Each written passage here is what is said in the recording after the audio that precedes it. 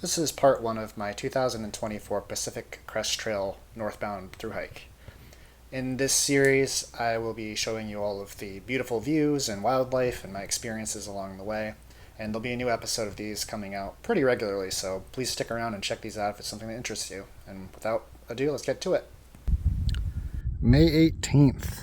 It's 5 minutes before 11, and here we are at the southern terminus of the Pacific Crest Trail. Our rental car is parked down there, and the very first blaze is ahead. We've got this enormous wall, and right on the other side, of course, is Mexico. And we're about to get this thing started. And we're off. First few steps. Let's get by for about 3 months, unless we have a last minute visit or something. It's a nice day, a little warm in the sun, but not too bad. And here we go. I'm only about 5 minutes in, but here I am down to a bit of a racetrack. And there's already some camping and some stuff here for folks.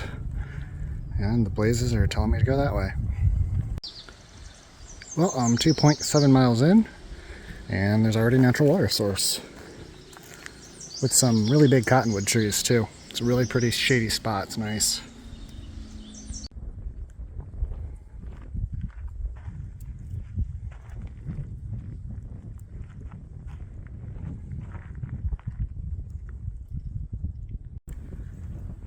It's a little bit shy of 4 o'clock, and with it being my first day, I'm pretty sore.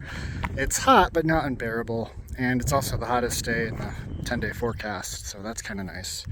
But this is the first glimpse that I have of my significant climb, so I drop down here, and then you can see the trail, and it climbs up about 1,000 feet back to the other side of that, so I'm glad that it's a little later in the day, and that it's not the peak of the heat to go up that climb.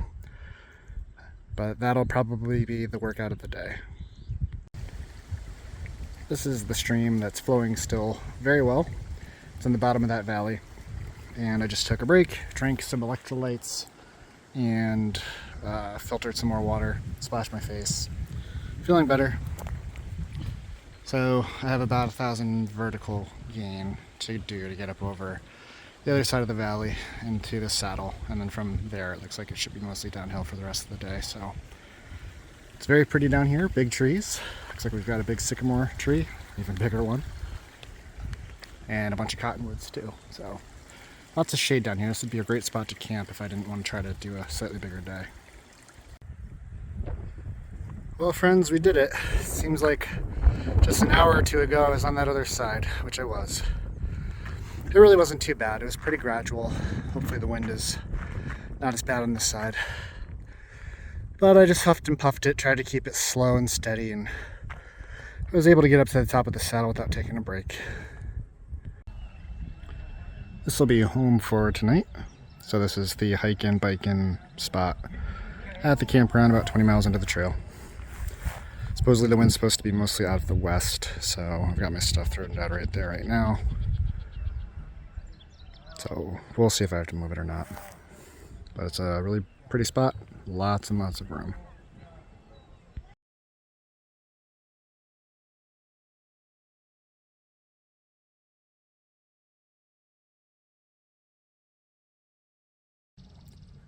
Good morning. It's day 2, May 19th, about 8:45 in the morning.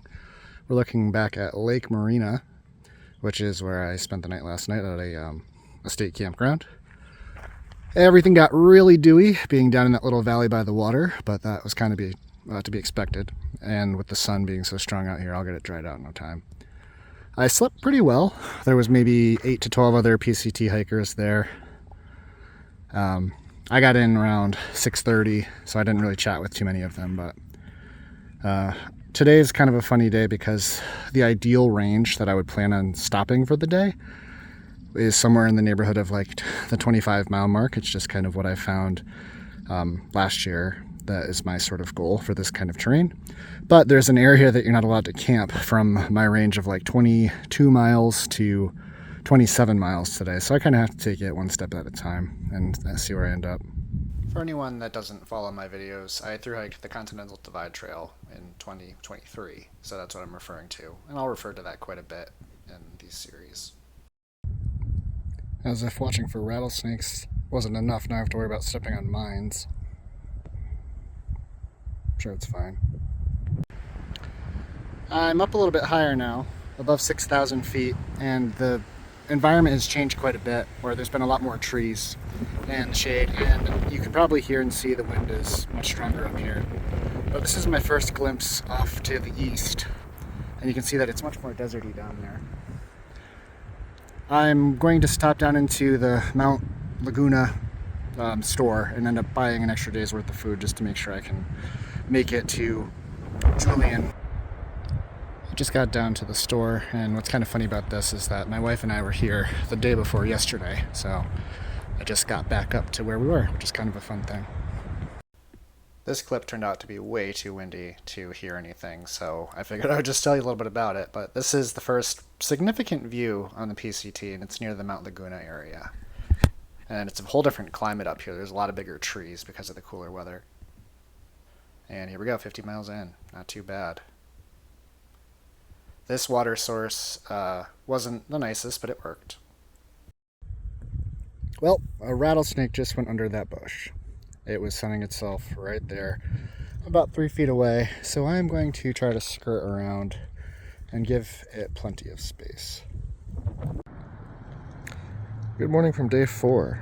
So that's the American Legion, and they let hikers sleep on their patio out back, where they have cots and some water, and they let you use the bathroom inside. And this is the main intersection of Julian, with the store that I'm planning on resupplying being right past that car and the boat on the right, and then the main drag is down the way.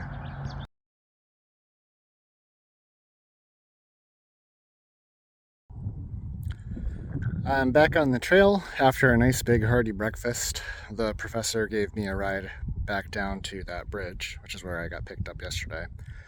And so the trail just kind of goes out and around here. But it feels hot. Temperature-wise, it's probably only in the 70s, but under this sun, it feels a lot warmer than that. I'm up a little bit higher now, so there's a breeze, which really helps, but certainly feels like real desert with all these cacti. Today's mostly climbing. I have probably about 14 miles of slow and steady uphill to the next water source, so my pack's heavy right now, carrying 4 days of food out of Julian, as well as 3 liters of water, so this is the first real workout of my trip so far where I'm carrying a heavy pack uphill for a long time. So here's my first Ocotillo that I've seen. I've seen a lot of that on the CDT in the south, but this is the first in California. So this guy gave me a little start, but it looks to be either, I don't know these snakes very well, maybe a gopher snake, maybe some kind of rat snake, corn snake maybe. Does not look venomous, so I'm going to step right over him and let him be. And it's been less than 15 seconds, and I get a much better look at this guy. Pretty big. I would guess maybe 4 feet long, and in the widest part, possibly 2 inches in diameter. Same deal, not poisonous. Gonna just step over him and let him be. So these are gopher snakes, and they are not poisonous, and a lot of people confuse them with rattlesnakes, but they are definitely not. They're quite harmless, and they get out of your way. It's a hot one. So I'm at what they call Third Gate, which is the earliest, longest water carry of this trip so far. It was about 14 miles to get here, mostly uphill, coming up from the valley where the road out of Julian is. So I can see there's a bunch of water here, and I'm very thankful. Gonna take a break, mix an electrolyte powder, pack it in there, and then drink a bunch here, and continue to get to the next one, which is about 10 miles away.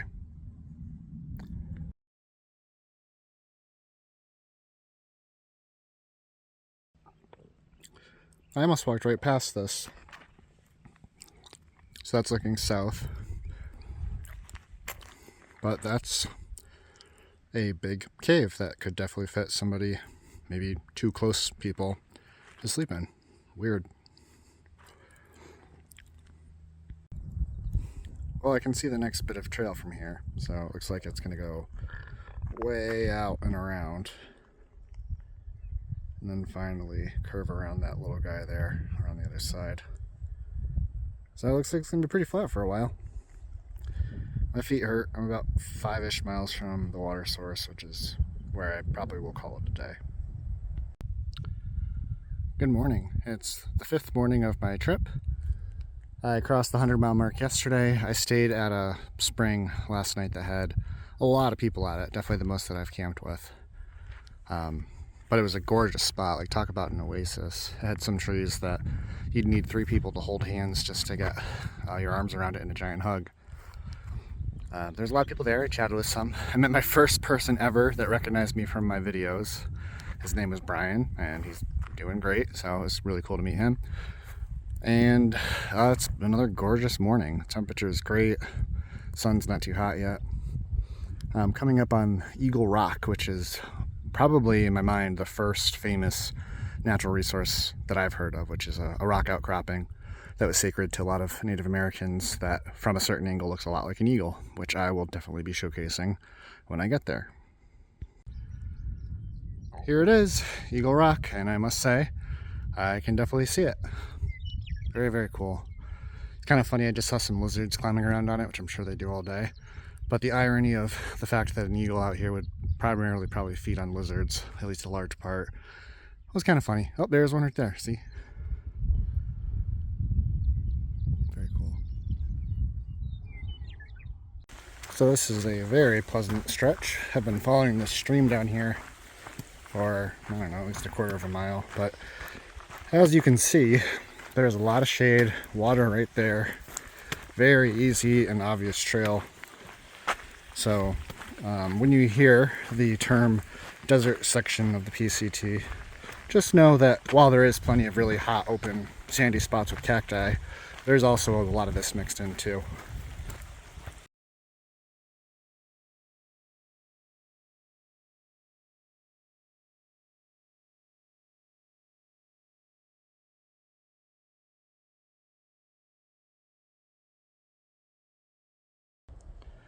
So I just took a short spur trail off of the PCT to Mike's place, which is a trail angel that has these enormous water tanks here, which are very convenient because it's a pretty dry section, especially going forward, so it's a huge help. I really appreciate that, and I wasn't sure, I thought you could camp here as well. I wasn't 100% sure though, but I do see over here it talks about no camping on the driveway, and the camping's down that way, so that is what I'm going to go check out. Mike's place is a very popular stop for water because there isn't a lot of natural water in this area, and he stocks those tanks up there pretty regularly. So you're encouraged to sleep in his yard. Sometimes he's here and he hangs out with hikers, but it was overall a really nice spot. I slept right where that pack is, and I had a nice stay, so I really appreciate his trail magic. Just had my first piece of gear failure in a long time, so my Canuck Vecto from hanging up on my gravity thing split this morning, which is unfortunate, but it did the entire CDT, so I can't be too picky or complain too much about it.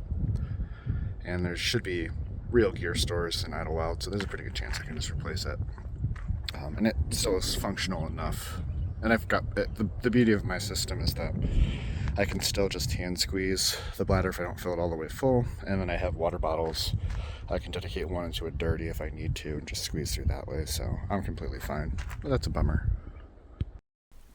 The stretch leaving Mike's place is really dry as well, and this is the next sort of established area that has a small town or community by it, and I had to do a big drop down. This is the front gate, but they opened a hostel here, so it's somebody that thru-hiked the PCT before. He's in the Navy, and his family runs this hostel now. So I stopped down here and chatted with his wife. She was really nice and filled up on water and got going. So I'm about to call it the end of the day, and today was a really good day. So it was my 6th day on trail. I'm about 3 miles back into the woods from the Paradise Valley Cafe, where I had my first on trail dinner, and I also left there with this fresh baked cinnamon bun with frosting for the morning, so that's going to be a way better breakfast than Pop-Tarts. But the area I'm in now is up a little bit higher. It's a little over 5,000 feet. So it's cooler and it's a different ecosystem up here. There's more trees and more green in general, less cactus. So I want to flip around and show you what my camp looks like. That's going north on the PCT. A lot of that granite, rocky, blocky stuff is really kind of cool. There's just past where you can't see down trail, maybe 100 feet, there's 2 big puddles or small pools, whatever you want to call them. So I do have some water here. And this is camp. It's a beautiful night for a cowboy camp.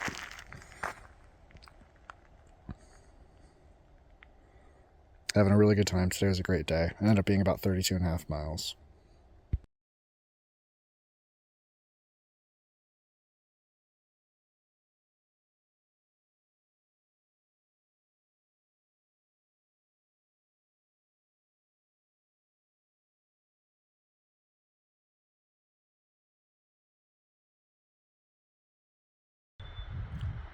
It's been a very windy day, so I'm on the downhill side, getting a little bit of a break right now, so I figured I could actually take a video of this mountain range coming up. So this is the San Jacintos, which for most early season PCT hikers, this is the spot that you first need to use your microspikes and depending on the conditions, an ice axe. So I'm not an early season. I don't see any snow up there. I know there are supposed to be patches of snow here and there, but I think I'm past the point of needing that stuff, but we'll find out.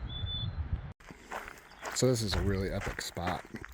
You can see that the trail is pretty steep and scrambly, and it winds up that way towards the Jacintos.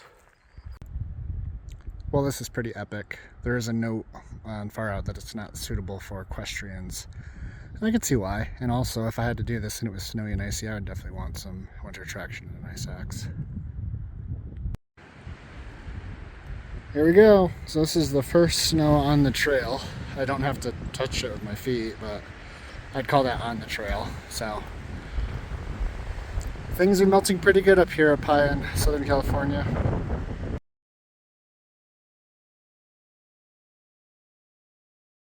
Good morning. It's my 8th morning on the trail. I am only a few miles from the junction that goes down to Humbird Park, or day parking area. It's a really popular spot, and it's also Memorial Day weekend.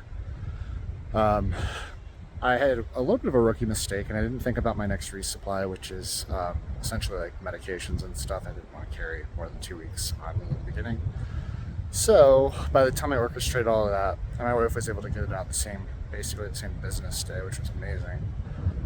It's not going to make it to Big Bear City until an estimated 6 days, and partially because of that is a Sunday and also Memorial Day, so it's taking longer than I would have thought, unless I really thought it through, which I should have. So anyway, that's why I chose tonight just to sleep a few miles from town and go in town today and just do a Nero into town. They have a laundromat and all that kind of stuff, so I try to do all my chores, resupply. And then if I do 4 more days and spend the night on the trail, and then do another Nero into Big Bear City, like I just did here for Idyllwild, then things should line up pretty good. This is camp last night. There's a snowmelt stream right down in that little drainage over there, and I set up right there. It stayed windier than I thought. I dropped down a little bit off the trail onto a side trail that goes down into a meadow, but I only went, I don't know, maybe less than a quarter mile off the main trail just to get down to here, find something kind of flat. It worked. I thought it'd be a lot colder up here because it's above 8,000 feet. And last night it got down to 36 when I was at 5,000 feet. So I assumed it would dip below freezing tonight, so I slept with my filter.